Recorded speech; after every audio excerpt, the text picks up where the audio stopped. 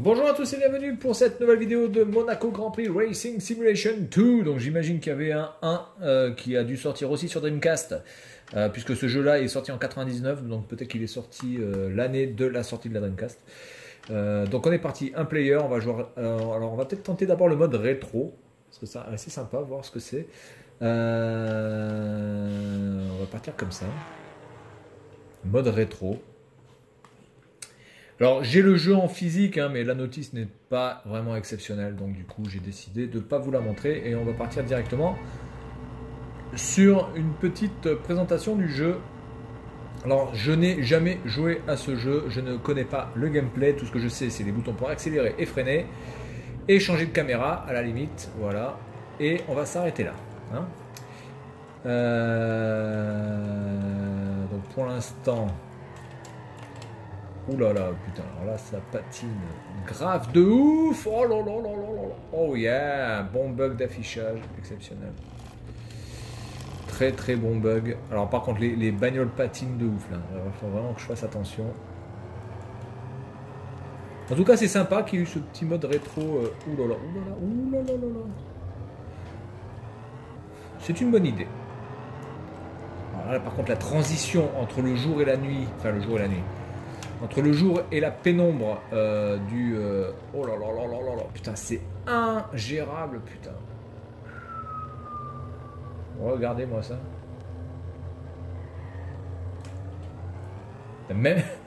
Même l'IA s'est plantée, quoi. C'est-à-dire que la maniabilité est tellement pourrie que même l'IA se trompe, quoi. Attendez, c'est un truc de fou, quoi. Je suis à 50 km/h, le mec il fait des dérapages dans les virages, quoi. À 50. Il n'y a pas un bug là quand même. Ouais, donc ça laisse pas présager du bon quand je vais jouer avec les Formule 1, en tout cas les voitures plus puissantes. Parce que déjà là, la maniabilité est vraiment dans les chaussettes. Alors je joue, j'ai aussi le kit. Oh là là là là là. Dès que vous commencez à faire des chassés, là, c'est un truc de fou pour pouvoir revenir dans le truc. Oh là là là là là là là là là. Et comment je fais une marche arrière? Oh là là, putain. Donc j'ai le kit vibration sur la manette de la Dreamcast, parce que oui, la manette de la Dreamcast n'avait pas de vibration de manière native. Il fallait acheter le kit vibration, ce qui est quand même assez hallucinant. Oh là là, oh là là là là là. Ingérable franchement au niveau. Alors je sais pas si c'est juste parce que c'est le truc rétro, je sais pas si avec les voitures plus rapides ce sera mieux, j'en sais rien. Alors là vraiment c'est juste impossible à jouer, quoi. Ça n'arrêtait pas de partir en sucette pour un oui, pour un non. Encore si j'allais vraiment vite, je me dis ok je vais vraiment vite, bon d'accord, mais là je vais pas à des vitesses extrêmes quand même les gars. Je suis à 50 km/h dans le virage, putain les gars, regardez ça. Même avec mon 103 SP, je vais plus vite dans les virages, bordel, faut quand même pas déconner. Bien, bon, voilà le mode rétro, écoutez, on va repartir de là, et on va faire le mode normal, et puis avec les vraies voitures. Je vais prendre un circuit où il n'y a pas trop de virages, hein, parce que alors, sinon ça risque d'être... le merdier. Je vais pas prendre simulation parce que là je pense que ça va être complètement impossible. Donc on a Australie. Donc là par contre les parcours ont l'air d'être les officiels de ce que je peux voir de gueule. Je vais prendre quoi? Allez, on va prendre l'Italie. Et puis on va s'arrêter là. Bon voilà, donc c'est un jeu de voiture sur la Dreamcast qui restera certainement pas dans les annales. Si vous voulez vraiment avoir un bon jeu de caisse, bah écoutez, portez-vous plus sur Sega Rally 2. Donc, de meilleures sensations, un meilleur gameplay. Donc là on peut choisir les différentes... alors les vues sont assez nombreuses, hein, il doit y en avoir 5 ou 6, donc ça c'est plutôt un bon point. Allez, on est parti.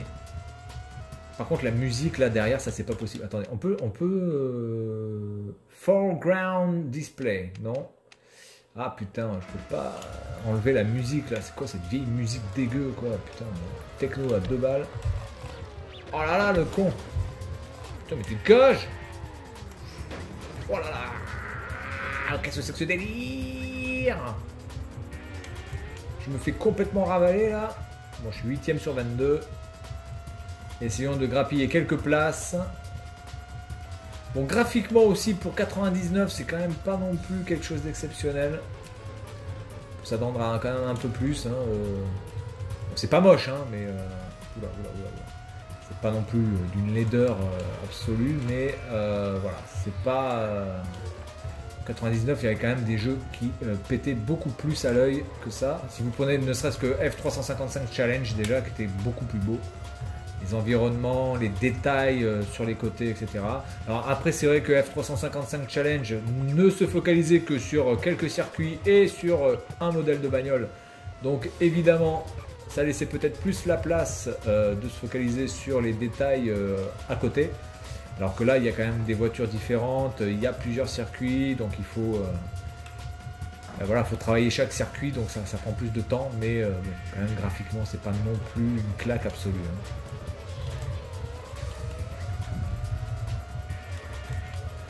L'intérieur. Bon, par contre, ça se manie un peu mieux que le mode rétro. En même temps, il n'y a pas de mal parce que le mode rétro est complètement. Voilà, voilà, je sais pas, on peut pas le manier ce truc. C'est juste pour le fun d'avoir du rétro, quoi. Hein. Je vous le dis. Yeah, motherfuckers! J'ai voulu couper tout droit.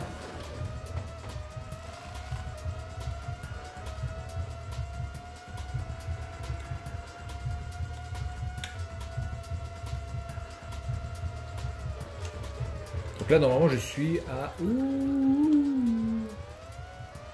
J'ai choisi Italie, hein, c'est ça. Hein. Donc je dois être à Imola. Donc on devrait voir le virage où Ayrton Senna s'est ramassé. Je passe par là. Je sais même plus quel truc j'ai choisi. J'ai choisi Imola, je sais plus. Bref, c'est pas grave. Je suis mauvais, c'est le seul truc que je sais.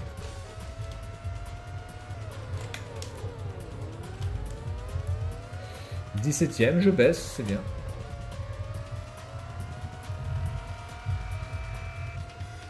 Bon, par contre, les noms ne sont pas les vrais. Les circuits sont les bons. Il y a des licences officielles, notamment la licence Bridgestone, la licence Tag Heuer pour le temps, la licence Castrol aussi. Il n'y a pas la licence Jeep ou d'autres licences de l'époque, notamment pour la F1. Je sais pas si je peux aller dans les stands là. Écoutez, je fais un dernier tour et tout à l'heure je vais essayer de voir si je peux aller dans les stands et on s'arrêtera là-dessus. Bon, en même temps, je vois pas comment je peux aller dans les stands, je vois même pas pour ce que je vais aller y foutre. Oh putain, je me fais défoncer! Enfoiré!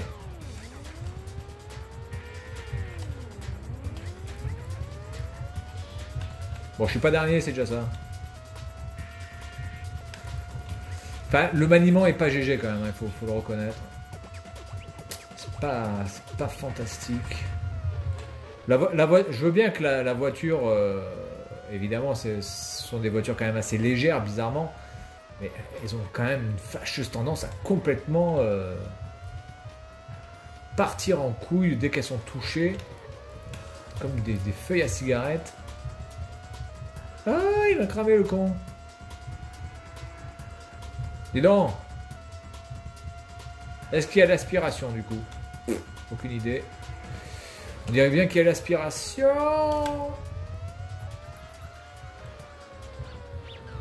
Bon, je traverse, rien à foutre. Même en traversant, hein. Passe devant. Allez, je vais voir si je peux rentrer dans les stands et puis on va s'arrêter là. Voilà, donc jeu complètement quelconque de la Dreamcast. Notice quelconque aussi, de toute façon c'est pour ça que je ne voulais pas présenter comme je vous l'ai dit. Notice quelconque, jeu quelconque. Allez, on va voir si je peux rentrer dans les stands. Je peux rentrer dans les stands, ça ne sert à rien. Ok, bravo. Voilà, donc écoutez, on va s'arrêter là et c'est tout pour cette vidéo concernant Monaco Grand Prix Simulation Race of the Motherfucker 2. Et puis moi je vous dis à la prochaine, salut à tous.